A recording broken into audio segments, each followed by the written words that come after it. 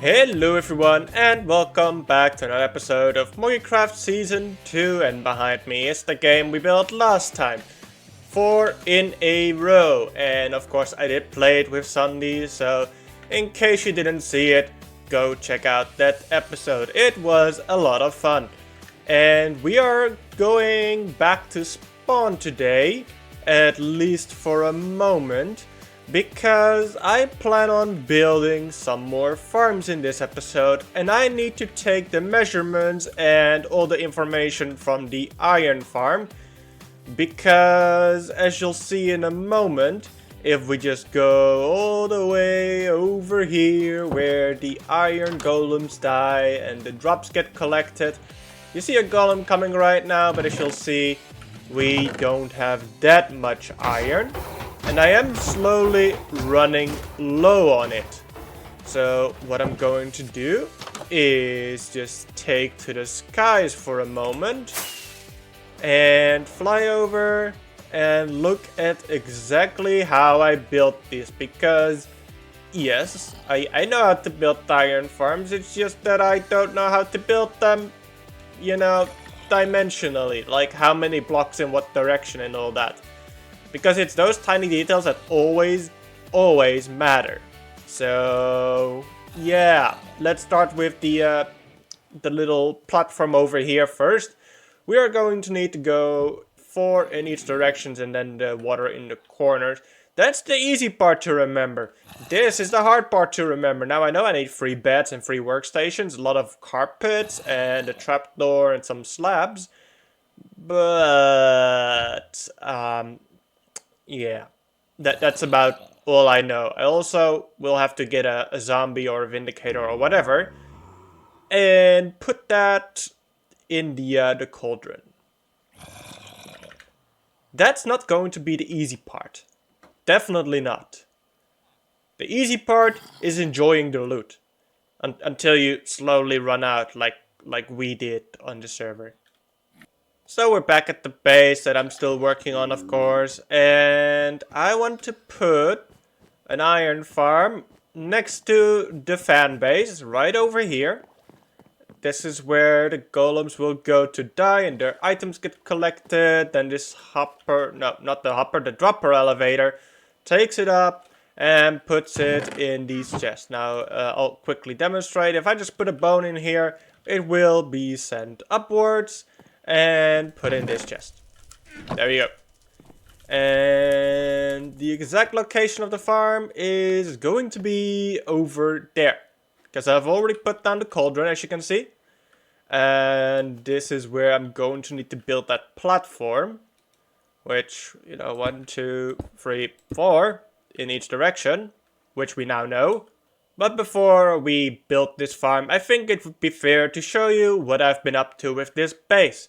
And that is, I have gone around the outside, round the outside, round the outside, and put in the lower walls. Yep, this is going all the way around. Now you may have noticed this already in the last episode, that I have placed it over here and over here. By the way, I put some oxidases here. I think it's looking a little bit more full at the moment without being overwhelming.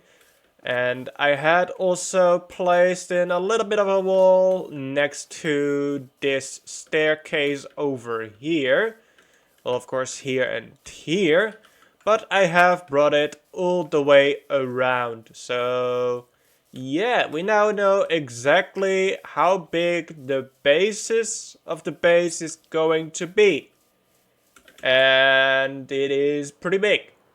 And don't worry about those pieces of scaffolding that you probably already saw a moment ago, because I have plans, but I'm not going to get to them in this episode. Right now, I just wanted to build the iron farm over here. And in case you're wondering why I'm not doing it at the farming hole, which is where I'll be going after this, it's because I need the iron to flow in constantly. And it's not like it's a farm that really requires me present, because it doesn't use any mine carts or anything. So no worries there. And I need a constant flow of iron coming in, because otherwise I'm going to run out. like we did at spawn.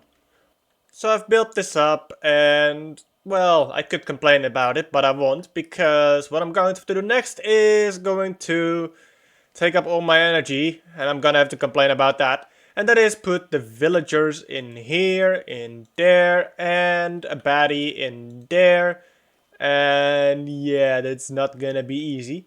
And you would probably think, oh, just a zombie there, should be fine. Well, yeah, but remember what this island is? It's a mushroom island, so mobs don't spawn here. Which means I'm probably gonna have to make a platform in the middle of an ocean there. And bring the zombie or whatever there. Another option would be to get a, what are they called? A pillager. But of course, I would need to spawn one in, either through the bad omen effect, or I need to, you know, have a platform and wait for one to spawn there. But it will likely be a patrol, so it's not going to be easy anyway. Let's just think of how to get the villagers over here first, because I feel like that's going to be the harder part. So I guess go to spawn, put some in boats, and fly over. So I had a thought that if I just moved 2 villagers over here to my base, I could just breed them here instead of needing to take 6 villagers over here, because I can imagine at least some of them would die on the way, and that's why I actually tried to get 4 over here, but 1 pair got left behind, which is why there's now only 2 here, and it went exactly as expected. 2 would die, so it's a good thing that I decided in time to bring them over here. Let's take them out of their boat, and this is when they will start and try to get to their beds, because it is nighttime. Also, I was checking some of the villager data, at least from the one at spawn, which is why this is now full of this stuff. Yeah, I can actually get the data from this villager as well if I just do data, get entity, and then type in the name of this entity. And you will see that it only has 5 carrots in its inventory. You can see it right at the bottom. Inventory, count 5 ID, Minecraft carrot. Which is exactly what I was hoping he would have. And let's just make sure that they have some carrots. Oh, and this guy, he is a little hurt. Because getting him here while being attacked by zombies, you know, you're bound to hit him as well. So, a little bit more expensive, but you know what, big guy, here you go. More carrots. So, the 6 villagers and the zombie are now in place, and that zombie was actually the easiest to get over there. So, I just built out a little platform in the ocean, bridged over here, and with a trapdoor over here, and that bottom slab removed, he would just walk in there. You could place a block behind him. He would basically be stuck in the cauldron. You just needed to use a fishing rod to get him exactly in there, so you could place the slab right above him. I have done this before in this season of Moggycraft, so I'm not, you know, showing it off again. Hey, there's an iron golem. As you can see, the farm is working. And these villagers were a giant pain. Especially because sometimes they would, well, I took them out of the boat over here because I was transporting them by boat, hoping they would just go up there because that's where the beds are and the workstations, but for some reason they would just walk in this direction and just make their way to over there and fall down the hole that's over there. And, well, what happened was the Strider got into the boat, it was raining, and the Strider died. So, rip Strider. In case you're wondering what his name was actually Strider. And yeah, I will have to get a new Strider at some point, not going to do that right now. But this place is actually working, and I have also decorated the room, or even the hallway, up to this point. As you can see, we are killing them with wither roses. What I might do is put a little bit of lava over there just so they die a little faster. And as you can see, it is working like a charm. Very happy with this. And I do still need to bring the carpet into this room. And I hope you like these little armor stands. Yep, I definitely do. And now it is time to move on to the farming hole, where we'll be building some farms that I kind of forgot about. And that's farms for these items. Here we are back in the farming hole, where last time we were here we built this cactus and cactus flower farm, which has been working pretty nicely.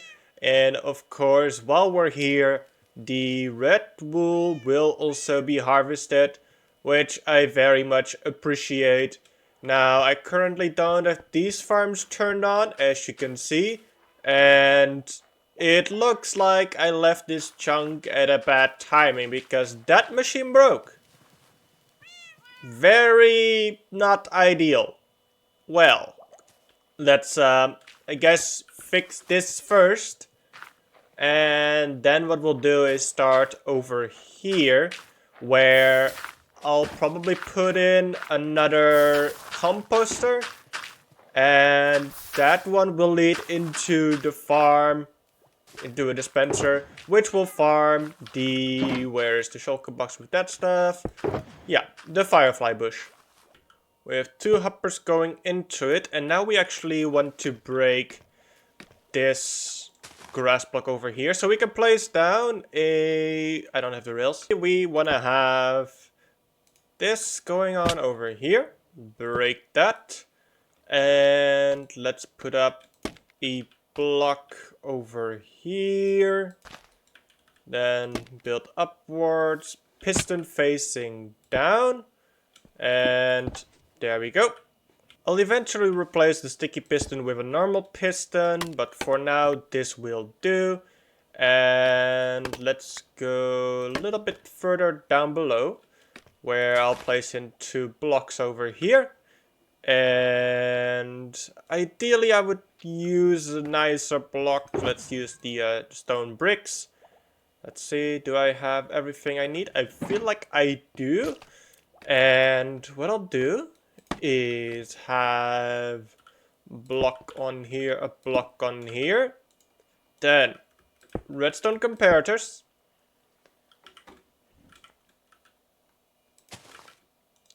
Temporary block, hopper, hopper, item inside of it.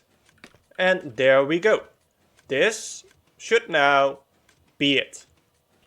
Alright. Piston has been replaced and some glass has been put in. I can actually put in glass here as well. Make sure that that minecart hopper does not escape. And all I need to do is put the firefly bush over here. Let's also cap it off with the glass. Now let's turn this farm back on. And we can do that by falling into the water here, jumping onto the scaffolding here, going up the scaffolding, and hitting this lever. I know, there should be an easier way. Unfortunately, right now, there is not. And that's why I always say that I need to be working on this farming hole more and actually put it in storage, because what I want to have is also... in the storage room, I want to have like a lever for every farm that can turn it on and off. But let's just watch this and let's see what's happening. So, this all comes in. It should go into the composter over here, which it does. Let's see. Of course, that one goes first. And yep, there we go. We just saw it happening and... there's the first firefly bush built by this farm. So let's think about where we can put this. And my first thought was over here. But of course, that really begs the question, how many do I want to put here? And I was thinking, instead of building a lot of different farms, one thing we could do is build one big one, but with 4 different flying machines. Because flying machines are very easy and cheap to make. Like, they are not going to be the issue. I think the main issue is going to be the rails and the mine carts and, well, I would have said iron, but that's no longer an issue. And of course, space. So I think what I'll do is build a big platform over there. Then have like 2 or 3 blocks dedicated to these. 2 or 3 dedicated to these. Maybe 2 or 3 dedicated to that one. And then 3 at the bottom. The twisting vines. Yeah, so maybe a 12 wide platform. Unless I want to make it a little bit bigger and say maybe 5 per, which would only make it 20 blocks. So let's just grab a little bit of stuff over here and let's start building out a platform. Now, of course, the chicken farm's over there, so we cannot have it go all the way like over there, because it will hit the chicken farm.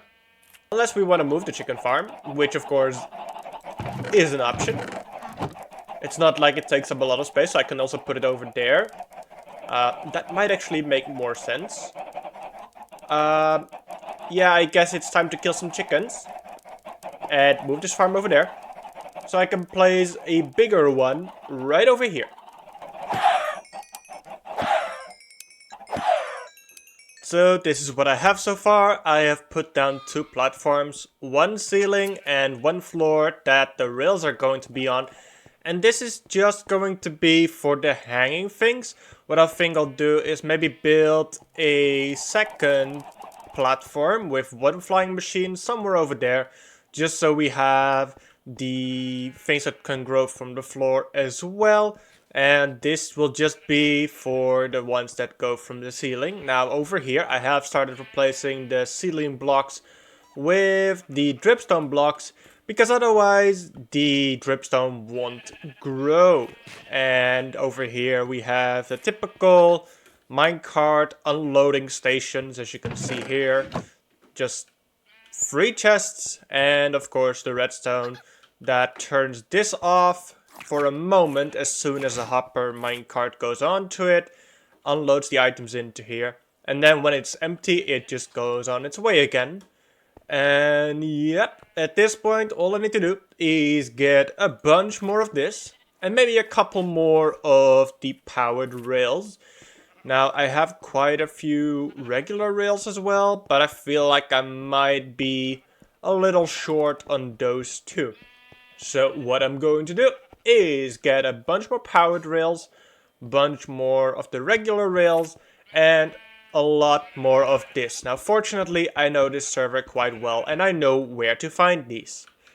So here in the game zone we have this giant ravine with a lot of dripstone and dripstone blocks. So why am I building a farm for this? Well, because I don't have a farm for it yet. But also so that we don't have to go here and mine it every time.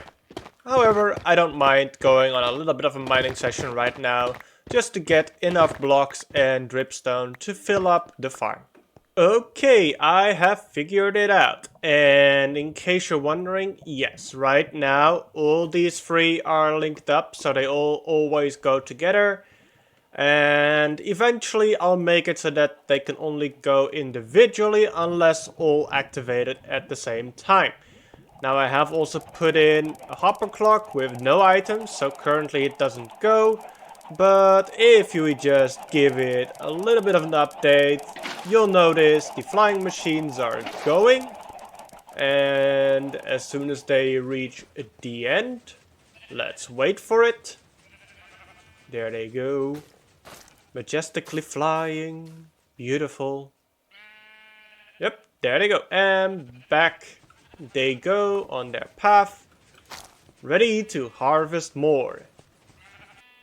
All the rails are now in place. And let's put down the minecart hoppers.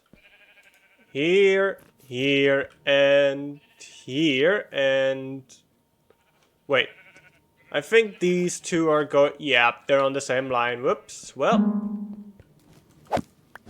the thing you just heard was from the cactus flower farm, by the way. Just in case you're wondering. And there they go. And it looks like it is working perfectly fine. And while we wait for this to grow so I can plant more, we actually need to build a second one of these. Only much smaller, of course. Singular module. And it is for the twisted vines. And yeah, I think I'll be building it in this area right here. So instead of putting it over there, I actually put it over here because the space was a little bit better. And what is going to make this one so different? Well, we actually have to put some blocks over here, and the vines are going to be on these blocks. That's what makes it so different. And we cannot actually just, you know, let it grow from the ceiling and just touch this, whatever. Where eventually the flying machines come along and break them to a point where they fall onto the tracks and get picked up by these minecart hoppers. This one actually picks it up through the block, and this will actually be able to grow a lot higher, as you can see. Because we have nothing, well, we have a farm over there, but we don't really have anything stopping these vines from growing. So technically, they could grow on for quite some time. And that's going to be one of the main differences and why this farm is built differently as well as a bit separately. And it is actually smaller than one singular module of those. And that's because, of course, like I said, it's going to grow taller. So we are probably going to get more actually in the long run than we would with those. So, with that, we can now place down these twisting vines, and that's all I have. But next up is the flying machine, and instead of putting it high up, we have to put it lower onto the floor.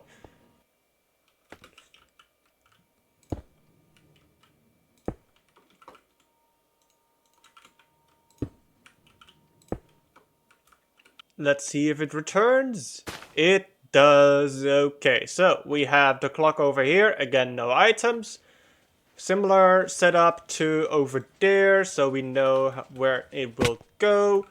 And we have this return system, very simple. Okay, now that is done, fortunately. Now we only still need to put these items in, of course.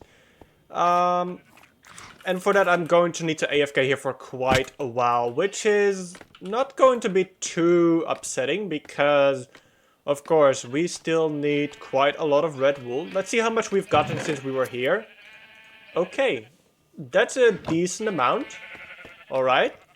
And I feel like maybe we should put in some items so occasionally these flying machines will actually go.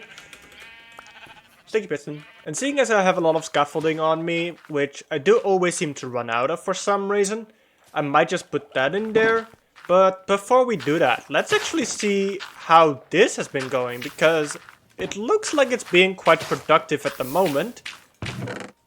And it most certainly is. Okay, that's more than I am ever going to need.